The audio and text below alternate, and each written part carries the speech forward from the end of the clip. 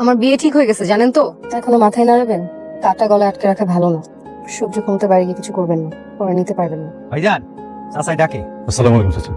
আসসালাম, বসো। তো সৌরভ কেমন আছো? ভালো, আপনি কেমন আছেন? আমি ভালো। আচ্ছা, তোমারে একটা কারণে ডাকছি। জি।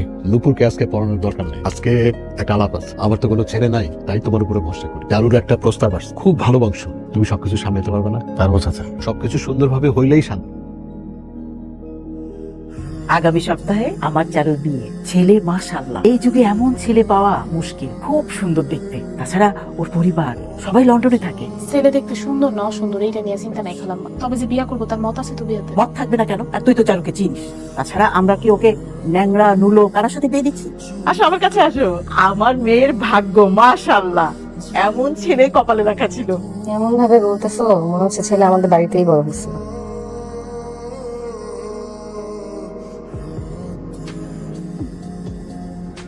সারাক্ষণ কি এত চিন্তা করস বাজান? তুমি কেন চিন্তা করো?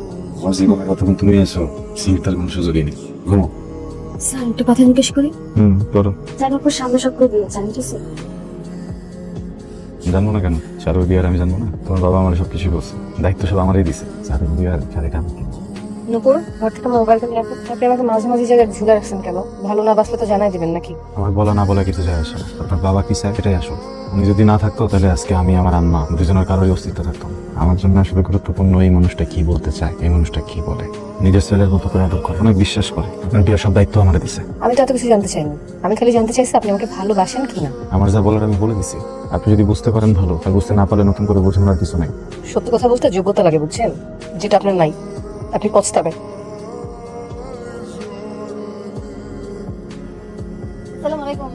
ওয়ালাইকুম আসসালাম, কেমন আছো চারু মা? আমি ভালো আছি। আপনার তো গরু মাংস অনেক পছন্দ, বাসায় রান্না হচ্ছিল, এই নিয়ে আসি। খাওয়াই দিই আপনাকে? মা গো, আমি তো আজকে রোজা, সাক্ষী রোজা থাকে যে পেট খামাকে কষ্ট করতে গেছো। আমি তো আগের মতো ভালো মন্দ খাইতে পারি না, হয়তো তোমার বিয়াটাও ঠিক মতো খাইতে যেতে পারবো না।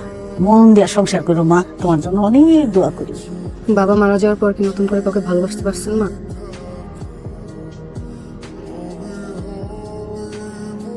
আপনার প্রেম করতে ইচ্ছে করে না? করেন না কেন? জানি না। আপনি যে কি জানেন আল্লাহ জানে। কি ব্যাপার, 2 দিন পর পর লাইট ফিউজ হয়ে যায়? আচ্ছা, আমি সৌরভকে পাঠাচ্ছি। চলে যাবেন। কি হলো? কি সমস্যা? কি করবো বলেন, 2 দিন পর পর ফিউজ হয়ে যায়। লাইট কি নিজে থেকে ফিউজ হয়ে যায় নাকি জোর করে কেউ ফিউজ করে? আপনার টিচার ভালো জানার কথা। আপনার মুখটা নিয়ে তোরা দাঁড়ান, ওনার চশমাটা নিয়ে আসি। ভালোবাসা তো যায়, ভয় কিভাবে বাসি? ভয় না থাকলে জয় করতে কে না চায় সুখী? আমার বিয়ে ঠিক হয়ে গেছে জানেন তো। এখনো মাথায় নাড়াবেন? ভালোবাসেন কিনা তাও বলবেন না। এনো, এগুলোকে এই পাশে পাশে দিয়ে দেবে, সুন্দর করে সাজাবে। আমার জামাই খালাম্মা, সৌরভ ভাই বিয়ের দায়িত্বে আছে, কিন্তু তারই তো কোনো খোঁজ খবর নাই। তাই তো, ডেকে নিয়ে তোকে জি। কান দিয়ে দাও। এই যে খালাম্মা নিয়ে আসি। আসছো, তোমার উপর কিন্তু অনেক বড় দায়িত্ব বাবা। এই যাচ্ছি ভাই, নুপুকে পড়াইতেছিলাম তো। এখন আমরা অনেক বড় করে আয়োজন করব না, এটাই সিদ্ধান্ত নিয়েছি। ছেলে যখন লন্ডন থেকে 1 বছর পরে আসবে তখন ধুমধাম করে দিয়ে দিব। কত কিছু যে করবো, তাই না রে? আর শোনো, ওই তোমার চাচা বাজারে যে সব কেনাকাটা করতে পারবে না, তোমারই কিন্তু সব করা লাগবে। আচ্ছা, আমি তাহলে এখনই শুরু করে দিতেছি। চশমাটা রেখে আসছি, তো টেবিলে নিয়ে আসি। আচ্ছা ঠিক আছে, যাও। শোনো, তুমি একটু পরে চারুকে নিয়ে গিয়ে বিয়ের শাড়িটা কিনে ফেলো। এইসব কাজে দেরি করতে নেই। ঠিক মতো লাগাও না রে। সুন্দর লাগছে না? অনেক সুন্দর লাগছে। ওরা এই বাড়ি এসে দেখে যেন বলে যে এটা একটা সুন্দর বাড়ি।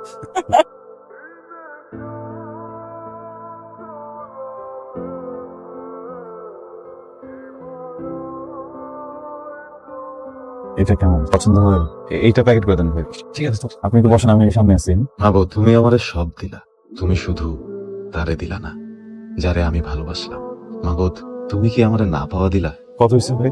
আগে তো অনেক কিছু লিখতেন, এখন আর লিখেন না। না। আমি আপনাকে ভালোবাসি, আপনি আমাকে ভালোবাসেন, এটা আমরা দুইজনই জানি। কেন করতেছেন এগুলা? কথা বলতেছেন আপনি। আমি আপনার কেন ভালোবাসতে যাবো? কোনদিন বলছি আমি আপনার ভালোবাসি? দেখেন, একজন মানুষ একজন মানুষ যদি ভালোই বাসে, তাইলে কি বিয়ের শাড়ি কিনে দিতে আসে? আপনি আমার একটু বলেন। আমারও তো একই প্রশ্ন, কেন করতেছেন এগুলা?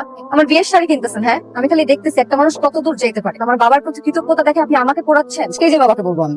দেখেন, এসব করতে চাই না। ওর বাবার সাথে আমার একটা সুন্দর সম্পর্ক, সুসম্পর্ক, শুধু এটা নষ্ট হবে। আমি তো আপনার ভালোবাসি না, আপনি বুঝতেছেন না কেন?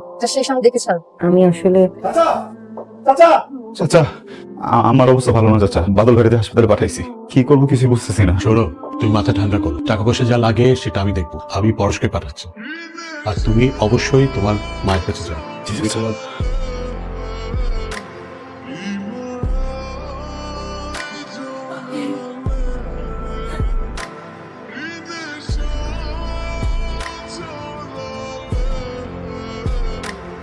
বাবা, কাউরে ভালোবাসলে এই কথাটা তারা জানাইতে হয়। কাউরে ভালোবাসলে তারে যে আজীবন একেবারে নিজের মতো করে পাইতে হবে এমন কোনো নিয়ম নেই, কিন্তু ভালো যে বাসস এই কথাটা জানানো খুব জরুরি। আপনার কাছে খুব সুন্দর দেখাইতেছে। আপনি আমাকে ভালোবাসেন না? বাসি তো, বিয়ের আগের রাতে ভালোবাসলেন? অনেক আগে থেকেই বাসি। তাহলে বলেন নাই কেন? কিছু কিছু সময় ভালোবাসার থেকে কৃতজ্ঞতা বোধ অনেক বড় হয়ে যায়। আপনার বাবা আমার জীবনে অনেক বড় একটা অংশ। আমি তার সাথে কোনোদিনই বেইমানি করতে পারবো না। জীবনে যদি সবকিছুই আমরা পাওয়া যাই তাহলে তো হারানোর কিছু থাকবে না। আজকে আমি আপনার হারাইলাম, তার মানে আপনি সারা জীবন আমার মনে থাকবেন। চলেন না, আমরা তো চলে যাই। তাহলে আরেকজনের ঘরের বউ হয়েও চিন্তা করলে আমার দম আটকে আসতেছে।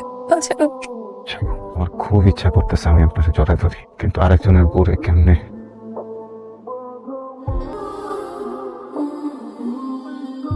ভাই ভালো, সবকিছু ঠিকঠাক? ভালো। পিতা মহানা কামাল সিকদার, মাতা পারুজ বেগমের কন্যা শহীদ চারু সিকদারের সাথে শহীদুল্লাহের ছেলে ফারদিনের সাথে 10,01,000 টাকা এই বিবাহ বন্ধনে রাজি থাকলে বলুন কবুল বাকি। কবুল বল।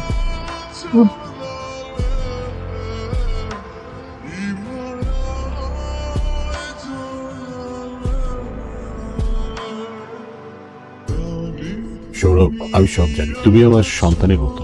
তোমার মায়ের জন্য আমি সবকিছু করছি, তুমি পারবে না ভুলে যেতে?